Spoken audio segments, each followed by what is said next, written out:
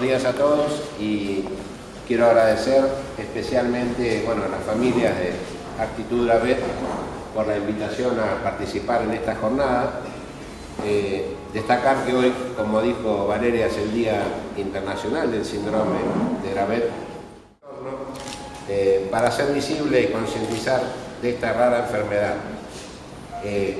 Como sabemos, esta es una enfermedad muy compleja y que requiere un abordaje integral, por lo cual vamos a presentar a varios colegas profesionales que van a hablar de distintos aspectos de este síndrome.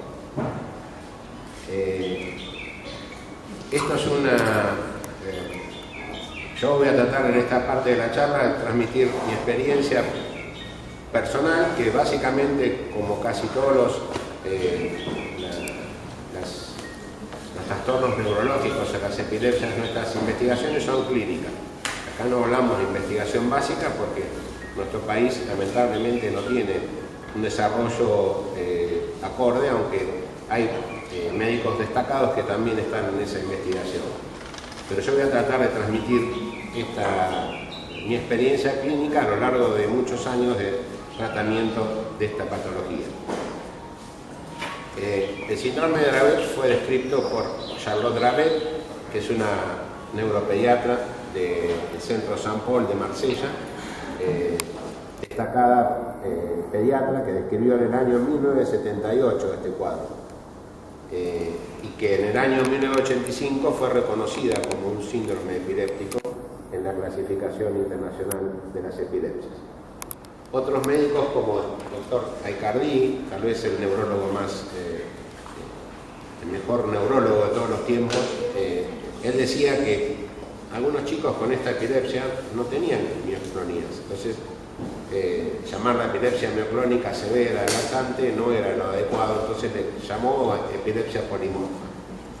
Es un comentario esto porque algunos pacientes, como vamos a ver, no tienen mioclonías a lo largo de su historia clínica. Después la ILAE, que es la Liga Internacional de Lucha contra la Epilepsia, tiene un grupo de terminología y clasificación y aceptó el epónimo síndrome de Dravet para los pacientes que reúnan ciertas características. Nosotros recientemente publicamos en un libro de tratado de epilepsia un capítulo el cual escribimos donde destacamos toda nuestra experiencia en este trastorno. Esto se escribió en el año 2021 junto al doctor Caraballo, que fue uno de mis colegas y también maestros, porque compartimos muchas horas de manejo con estos chicos. Con respecto al síndrome de Dravet, decimos que es una encefalopatía epiléptica y comparte dentro de la clasificación con otras enfermedades que comienzan en el primer año de vida y más allá, que tienen todas las características de ser refractarias al tratamiento y que las descargas epilépticas y las crisis epilépticas conllevan un deterioro neurológico. Tal vez, para tener idea de dónde estamos ubicados, muchas de estas epilepsias empiezan en el primer año de vida.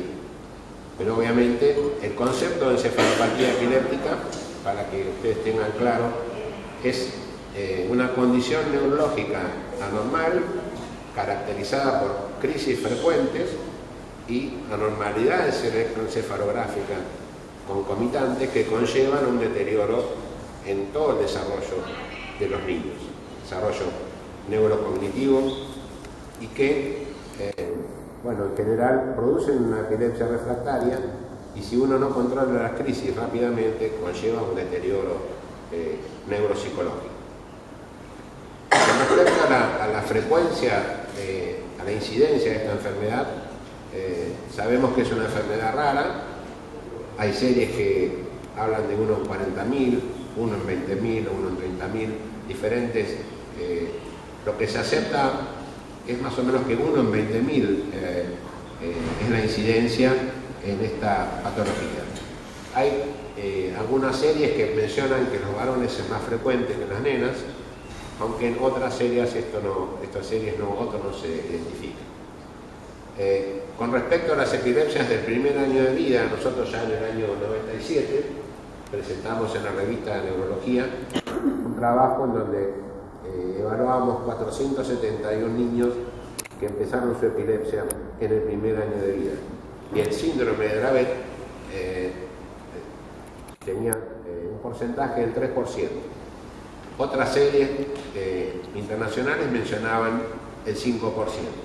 Cabe aclarar que esto se hizo en el Hospital Garras, un hospital de alta complejidad, donde los pacientes acuden con distintas patologías y es mucho más frecuente que en la población normal. Si tomamos población de menos de 3 años, bueno, se habla que un 6 o un 7% de niños tienen el síndrome de Dravet. Y tomando una población de 1 a 15 años, es aproximadamente el 1.4%. A pesar de que el diagnóstico se ha incrementado en los últimos tiempos, el síndrome de Dravet es considerada una enfermedad poco frecuente o rara y pertenece a las enfermedades huérfanas, como ven ahí en la diapositiva. Como decimos, el diagnóstico de este síndrome es difícil hacerlo en el primer estadio o estadios tempranos de la enfermedad. Sin embargo, en nuestra experiencia, o en mi experiencia, dice que un niño menor de 5 meses o 7 meses que tiene una crisis febril un poco prolongada, y hablamos más de 15 minutos, uno tiene que abrir los ojos y pensar que podría tratarse de un niño con esta condición. Aunque después no lo sea, pero bueno, uno tiene que tener en mente este diagnóstico. Por eso que lo de difícil diagnóstico, para confirmarlo tal vez, pero la sospecha es alta. No hay muchas epilepsias que tengan crisis febriles de determinadas características que comiencen en bebés de menos de 7 meses. Entonces uno tiene que pensar en ese cuadro para poder diagnosticarlo precozmente. Y si uno lo identifica precozmente, bueno, obviamente va a ser más rápido el tratamiento y ya sabemos qué es lo que tenemos que hacer con estos pacientes y también sabemos qué es lo que no tenemos que hacer. Entonces hay que tener muy claro esto. Como vemos, yo no lo voy a mencionar, no voy a ser muy específico, pero bueno, el síndrome de Dravet es uno de los síndromes más severos desde el punto de vista de la epilepsia en cuanto a la frecuencia de crisis y a lo que conlleva con las crisis en la infancia temprana. Comienza, como decíamos, generalmente en el primer año de vida, con crisis febriles prolongadas, que pueden ser hemiconvulsiones, o sea, de una parte del cuerpo, o generalizadas. También aparecen a lo largo de la evolución crisis mioclónicas, que son las sacudidas, generalizadas, y ausencias o crisis focales también pueden estar presentes. En general son refractarias, estos niños son refractarios a los fármacos antiepilépticos o drogas antiepilépticas, y el pronóstico es pobre en cuanto al compromiso intelectual. Es muy importante reconocer factores precipitantes de crisis en estos niños, porque tal vez es una de las formas de epilepsia en la que existen más factores precipitantes. Entonces uno puede aconsejar a los papás, una vez que tiene el diagnóstico o aún en sospecha del diagnóstico, tener cuidado con ciertas cosas. Fundamentalmente la fiebre es la que condiciona el debut en la mayoría de los pacientes, y esta es una fiebre que no es una fiebre muy alta. En general son niños que con 37,8, 37,5, 37,9 desencadenan un estatus epiléptico, que es una convulsión muy prolongada. También se ha visto que la inmersión en agua caliente puede favorecer el desarrollo de las crisis. El aumento de la temperatura ambiente, o sea, son todas cosas que, ustedes las conocen y a lo mejor van a un lugar en verano y saben que si el niño sale, no sé, a una playa con 39 grados, es muy probable que tenga una crisis. Entonces, lo dejan fresquito en el lugar donde van y el niño va a estar mucho mejor. Las infecciones de la vía respiratoria, la estimulación luminosa intermitente, la fotosensibilidad que algunos pacientes pueden llegar a tener, el ejercicio físico. Tengo una niña que cuando corre, empieza a correr y va, ¿no?, tiene crisis y no tiene en otro momento. Entonces, la mamá está muy preocupada de cómo contener a un niño pequeño de no hacer ejercicio, pero bueno. Y otros factores desencadenantes, la excitación, las emociones bruscas o los ruidos, por ejemplo, pueden desencadenar crisis en estos niños. Además de las convulsiones, existen otros signos neurológicos que van asociados a estos niños.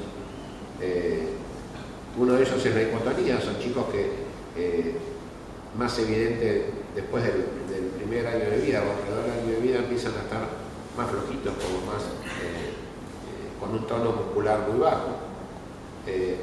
Otros, cuando empiezan a caminar, desarrollan una ataxia, un trastorno de la marcha, con aumento de la base de sustentación, tienen movimientos incoordinados, y esta situación empeora cuando el niño tiene mayor cantidad de crisis. O sea, puede que esto persista en el tiempo, o bien si el niño controla, en general tienden a evolucionar bien.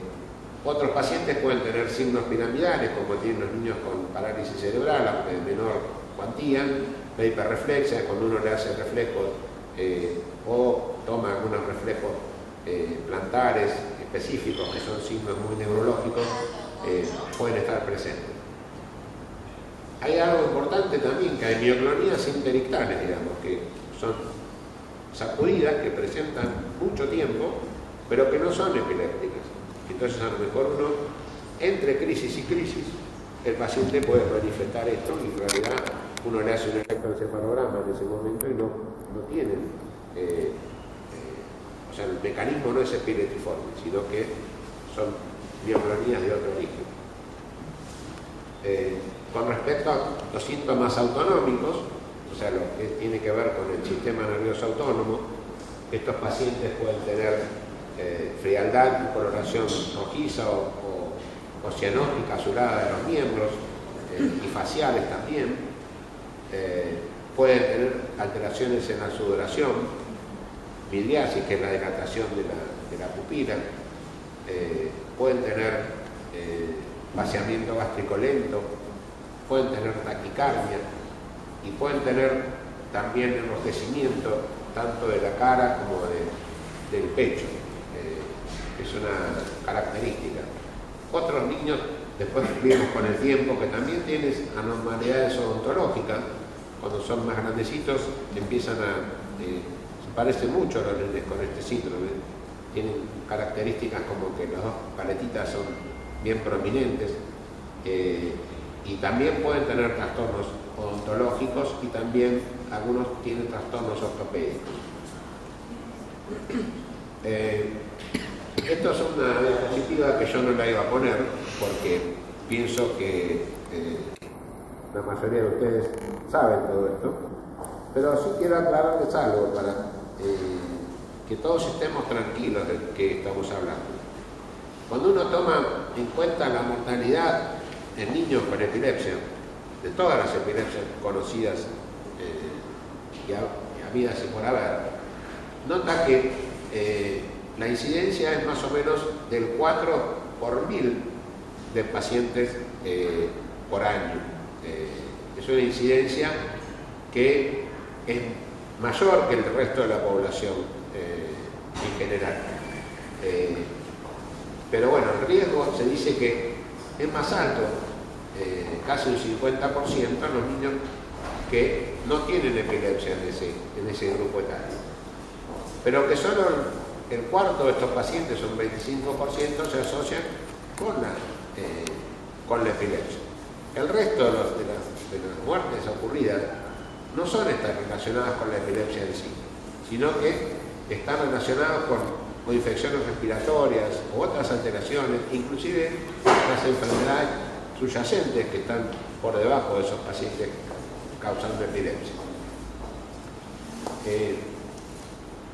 Con respecto al síndrome de muerte súbita, yo puse dos trabajos, uno que es del 2016 de Cooper y colaboradores, donde establecen que de 100 niños con síndrome de Dravet, 84 de los cuales habían tenido la mutación, el resto era sin mutación, habían presentado 17 de 100 habían fallecido a lo largo de la evolución.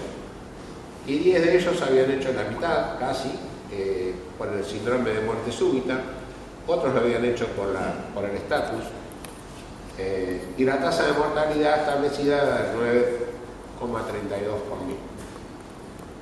Este tal vez es el trabajo más extenso. Este es un trabajo que la doctora Dravet presentó, hizo una red de familias de la Liga Internacional de Epilepsia con este síndrome, y hasta mayo de 2010 había 727 niños con este síndrome de 44 países diferentes. Hizo una encuesta de mortalidad a los padres. Esto es una encuesta que se hace a los padres, no es una encuesta que tenga ningún otro, no saca ningún dato, sino de los mismos padres. Y desde el año 2000, esto fue en el 2011, había un 4,4% de pacientes que habían fallecido con este síndrome. La mitad de ellos lo hacían por el SUDEP y el otro por estatus epiléptico. Y yo lo que quiero sacar de esta filmina, de esta diapositiva, lo más importante, a lo largo de mi experiencia, de toda la vida de ver pacientes con este síndrome, hemos tenido dos casos fallecidos. Uno que hizo una infección respiratoria, pero no fue debido a la epilepsia en su fallecimiento, sino a una complicación clínica de una internación prolongada, en un caso por una complicación farmacológica, y en otro por un estatus convulsivo refractario que no salió y que tenía un trastorno severo de la conducta. Ninguno de esos pacientes era pacientes que yo haya seguido, sino era del grupo de nuestro hospital. Por eso que quiero que tengan en cuenta que yo tengo pacientes de meses hasta, hay uno que tiene 35 años y que tiene una calidad de vida excelente, va a un club, jugaba al tenis hasta hace poco. O sea que es un paciente, a pesar de que tiene una discapacidad intelectual, tiene una muy buena calidad de vida. Y pensar en esto como único factor, que no porque SUDEP y que SUDEP, olvídense de eso. O sea, no es que no hay que olvidarse, hay que saber que sí es más frecuente, pero no es mucho más frecuente que en la población con niños epilépticos. Caso de SUDEP que ha tenido un chico sano de 20 años con epilepsia que hizo sí un síndrome de muerte súbita, el único que he tenido a lo largo de mi trayectoria. Soy un médico joven todavía, pero bueno, tengo algunos años de haber visto pacientes con epilepsia. Entonces, no es tan frecuente ese cuadro. Si no, nosotros nos hubiésemos enterado, porque yo trabajé en el servicio de epilepsia del Hospital Garrahan, que es un hospital de altísima complejidad, donde yo estaba como manejando casi todos los pacientes con epilepsia refractaria, no solo este síndrome. Entonces uno tiene que ver a estos pacientes en ese contexto, que son las epilepsias que no se controlan fácilmente, y para eso poder actuar después adecuadamente. Como decíamos, el compromiso de retraso psicomotor es progresivo, destacando lo de la marcha, el lenguaje, las habilidades motoras. También hay niños con déficit de atención e hiperactividad. Yo tengo un pacientito que es Nicolás, que tiene una hiperactividad impresionante y tiene que tomar metilfenidato, que es una medicación que se usa en los chicos para trastorno de atención e hiperactividad. Algunos chicos tienen severos trastornos de conducta, otros los normales de cualquier niño de la edad, y también tenemos en la serie de pacientes con trastorno del espectro autista, algunos pacientes reúnen esas características. Con respecto al diagnóstico clínico, es muy importante, este autor japonés describió en el 2008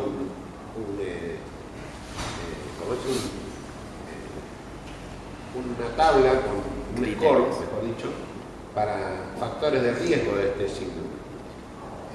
Y como verán ahí, la edad de comienzo de las convulsiones febriles en niños menores de 7 meses, tener más de 5 crisis, tener una duración de más de 10 minutos en las crisis, que era un importante factor de riesgo, y que la duración de las crisis duraba más de 10 minutos, como dije.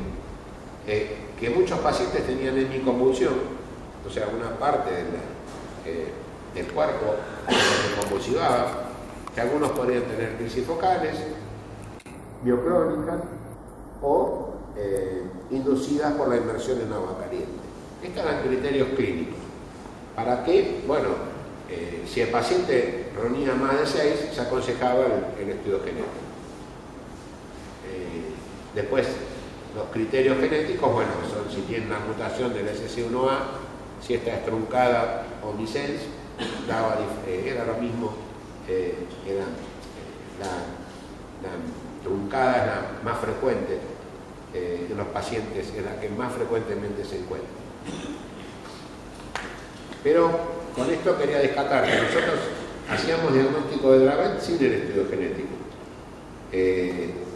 ¿Por qué no? Porque éramos unos genios, sino porque, bueno, estaban claramente categorizados los criterios de diagnóstico clínicos y electroencefalográficos de estos pacientes, y muchos de esos pacientes que después vamos a ver que hicieron una dieta o que hicieron distintos tratamientos, no tenían el SC1A y eran síndrome de Dravet.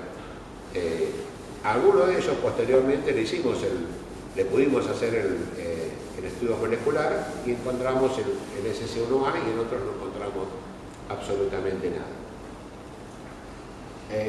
Yo no me voy a detener mucho en lo que es genética, sé que después va a haber una genetista que va a hablar especialmente de esto. Y esta asociación de actitud Dravet, deberíamos todos explicar que estos niños también merecen el mismo tratamiento que aquellos niños que no tengan el SC1A. Fíjense en esta diapositiva, el 15 a 25% de niños con síndrome de Dravet y SC1 negativo tenían esta mutación, la protocatenina 19, que es una enfermedad ligada al X, que está en el cromosoma X, en el cromosoma 22, y que no es ligada al X, perdón, en el XQ22, y que se da en mujeres, en niñas con retardo mental y epilepsia, con un cuadro parecido, o como llamamos nosotros, borderline, que está en el límite entre un cuadro y otro. Sin embargo, reúne características de síndrome. Como ven aquí en esta diapositiva, se describen un montón de nuevos genes que pueden causar esta enfermedad, y van a ser descritos un montón más seguramente a lo largo de las investigaciones. Pero es importante decir que el síndrome de Dravet es como una expresión de distintos fenotipos, o sea, fenotipo es la expresión de un gen.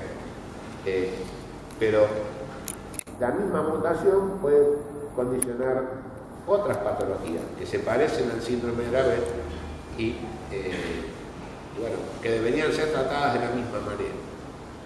Hay una enfermedad que tiene el SC1A, que me olvidé decirla, que es una enfermedad familiar, el HEF Plus se llamó, o sea, síndrome de convulsión plus, donde hay familias, grandes familias, esto lo hicieron unos médicos australianos, donde la genética van a la casa y le preguntan hasta el tío, al abuelo, hacen árboles genealógicos impresionantes, y demostraron familias donde el fenotipo, la expresión más importante era convulsiones febriles simples, niños de entre 6 meses y 6 años, otros que tenían lo que se llama convulsión febril plus, que son convulsiones más allá de la edad de 6 años, y había pacientes con epilepsias generalizadas de adultos, había pacientes con epilepsia mioclónica tónica, que es otra epilepsia severa de la infancia, y había niños con síndrome de Dravet en esa familia, para que vean que la misma expresión, el mismo gen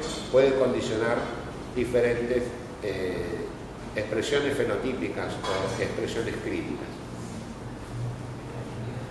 Bueno, como decíamos, el análisis del SC1A debería ser realizado para confirmar el diagnóstico, aunque aún en nuestro medio todavía eso no es posible.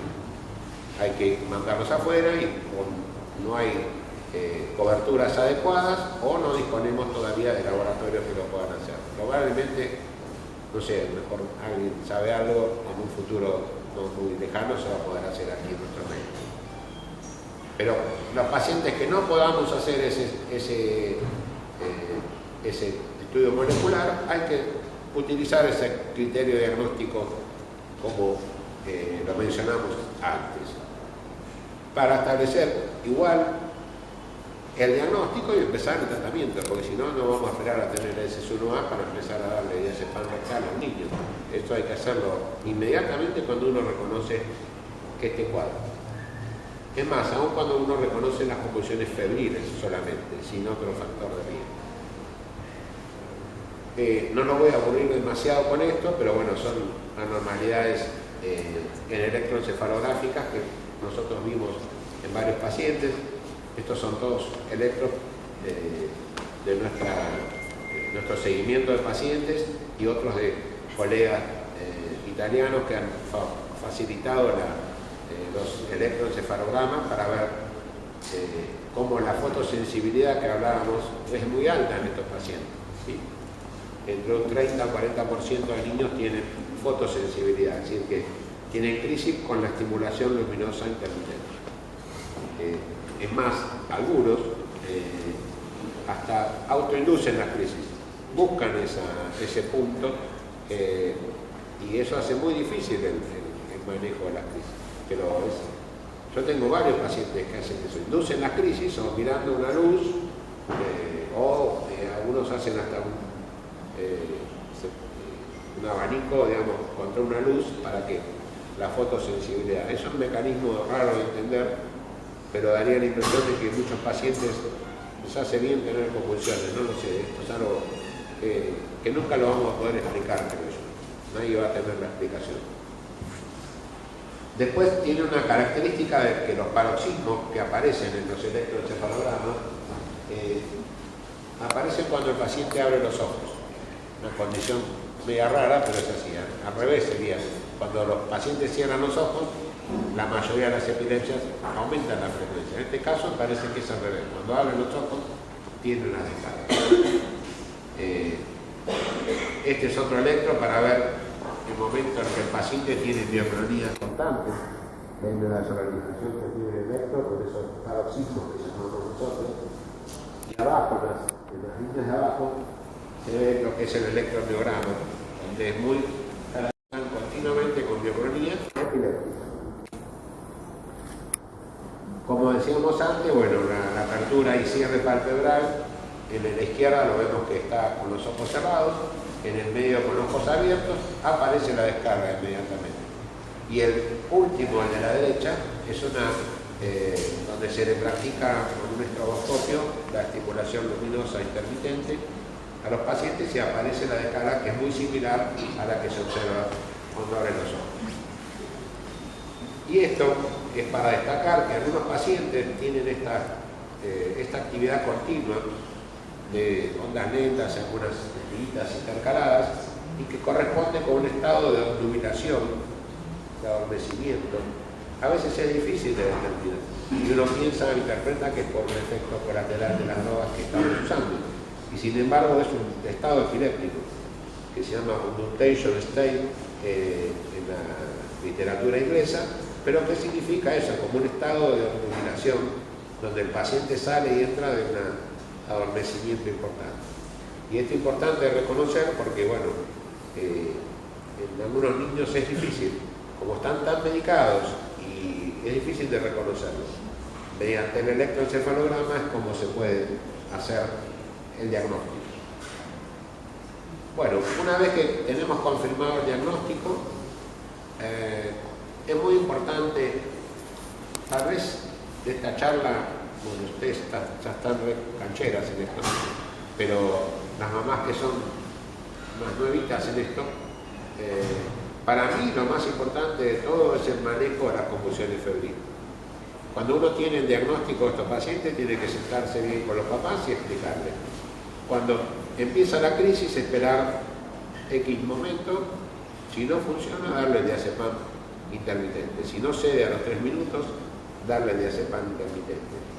Esto permite que en algunos pacientes, unos cuantos pacientes, porcentaje de pacientes, logren controlar lo que es un estatus epiléptico, que es una crisis muy prolongada, que sí puede conllevar un deterioro. Y este es un algoritmo que publicaron en la revista de Epilepsia en 2019.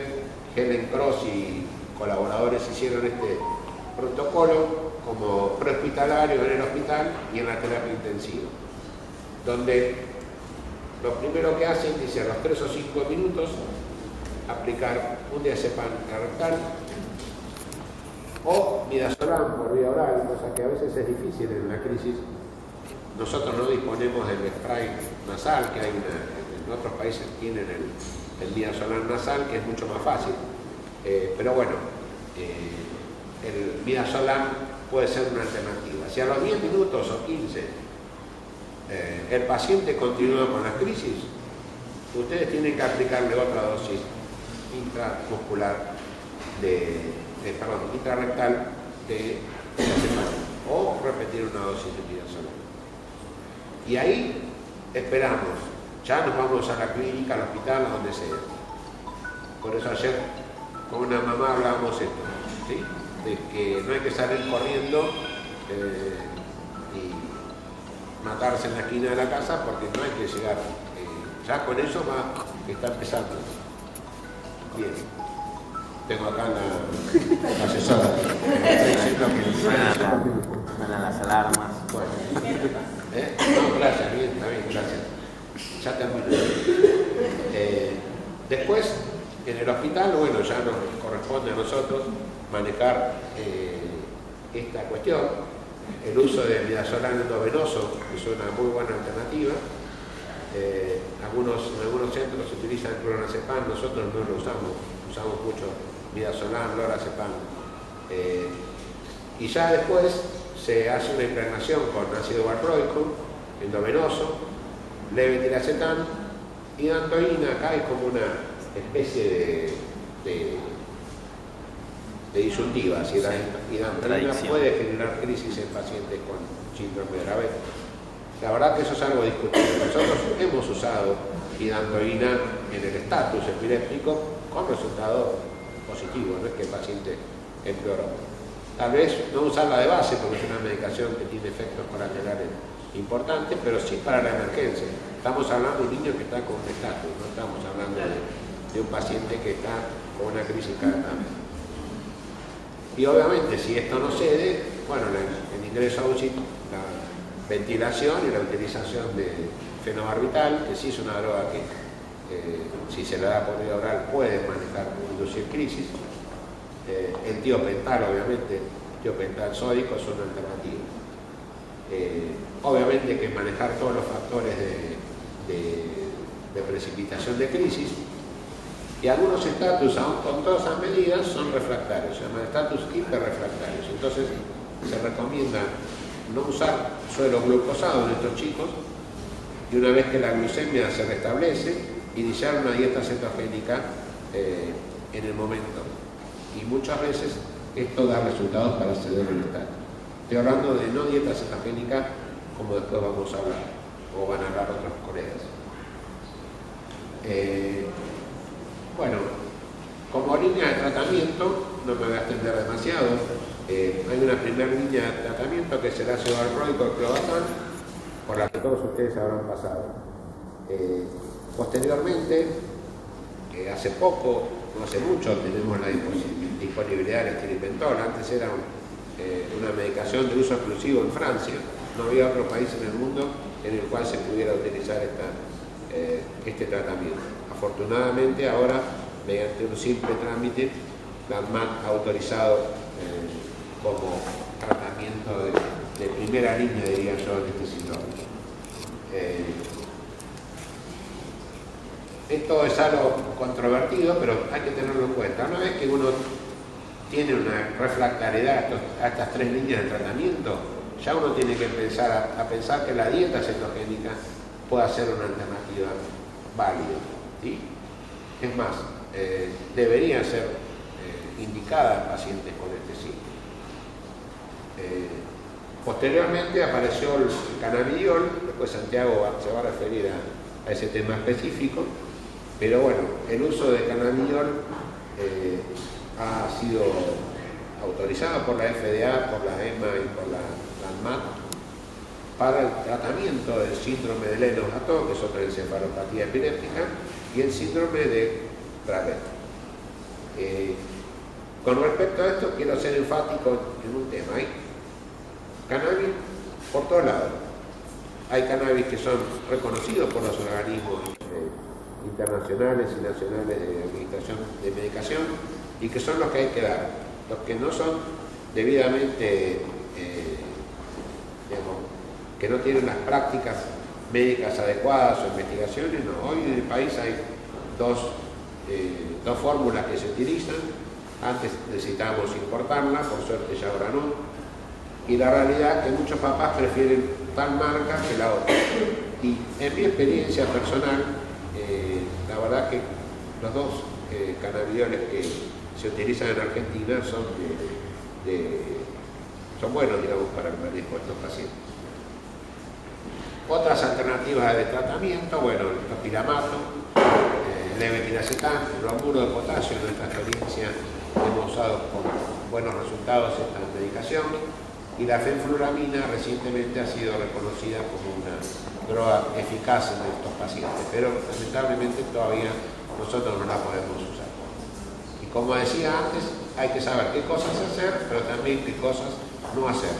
Y en este caso decir qué drogas no se utilizan, bueno, la lamotrigina, la carbamazepina, la ocarbazepina, la L-carbazepina, la difenhidramina de base, el vigabatrin y la rufinamida, debido a que pueden inducir la aparición de crisis. Estos son dos trabajos que hicimos con el doctor Caraballo en el Garrahan, uno en el 2005 y otro en 2011. El de la izquierda es con 64 pacientes con síndrome de Dravet y dieta cetogénica, en el cual después presentamos los resultados, y el de al lado es una publicación de la revista CISER donde hablamos de un estudio multicéntrico de dieta cetogénica en pacientes con epilepsia refractaria. Algunos de esos pacientes tenían la dieta cetogénica, tenían síndrome de Dravet. No me voy a extender en esto, pero sí es importante decir que entre un 75 o 100%, casi la mitad de los pacientes de estos 17 pacientes, casi la mitad tenían una disminución de la crisis de más del 65%. Ustedes saben que para que un tratamiento cualquiera sea, para que sea efectivo, debemos tener un 50% de disminución de la crisis. Por lo tanto, la dieta cumple ampliamente con esta condición. Y por último, no quería dejar de mencionarles que el estimulador vagal puede ser una alternativa terapéutica. Es una pequeña cirugía donde se coloca un dispositivo en el tórax que va conectado al nervio vago en el cuello y que por estimulación eléctrica genera disminución de las descargas epileptiformes. Tenemos algunos casos con síndrome de Dravet que ha sido necesario utilizar este dispositivo. Es seguro, y lo que tiene de bueno es que no interfiere con las drogas antiepilépticas y tiene un dispositivo que es un imán que puede actuar en caso de que los padres puedan aplicar un imán en caso de que el paciente tenga crisis y eso puede ayudar al manejo de las convulsiones, a que no sean tan prolongadas. Nosotros tenemos mucha experiencia en el estimulador vagal, ya vamos por más de 150 pacientes con el seguimiento, y en la mayoría de los pacientes el dato más interesante que los papás dicen: cuando la batería se acaba lo volvamos a recargar, porque demuestra que ha sido efectivo. Y ese es o sea, para mí es muy importante que los padres digan: bueno, si no sirve, ¿para qué vamos a poner? La realidad es que la mayoría de los pacientes se vuelven a reimplantar, porque suele ser de mucha ayuda. Y bueno, y para ir terminando, algo importante es decir que no todos los chicos con este síndrome son iguales, que no, el hijo de Laura no es igual al hijo de Valeria, y que cada paciente tiene una evolución específica de la enfermedad, y no tenemos que aglomerar a todos detrás de una misma evolución, le va a pasar lo mismo. Sí es importante la comunicación entre ustedes para manejar a estos chicos.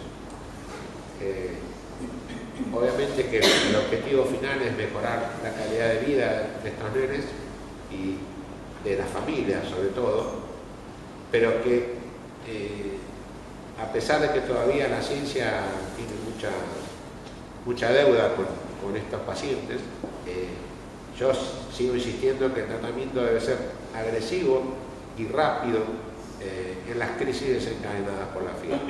Tal vez eso sea lo más importante de todo. Y que el pronóstico, bueno, sabemos que estos niños tienen una discapacidad moderada a grave, y que en general desarrollan una epilepsia que es difícil de manejar, ¿sí? O sea, hay que tratar de manejar los estatus epilépticos para prevenir el daño y mejorar el pronóstico. Y obviamente que la industria farmacéutica ha tenido una revolución muy grande con la aparición de nuevas drogas antiepilépticas, que seguro van a aparecer, y también los estudios genéticos o la cura genética, lo que se llama la medicina de precisión, que hoy por hoy no está todavía desarrollado para estos niños, pero es algo a lo que uno apuesta, y ojalá aparezca pronto un tratamiento de curación. Pero bueno, sabemos que los niños que hoy padecen esta enfermedad tienen que manejarse con estos criterios que yo establecí primero. Y bueno, yo creo que de esa manera vamos a mejorar mucho la calidad de vida de sus hijos y de todas ustedes y de toda su familia. Así que muchas gracias por su atención.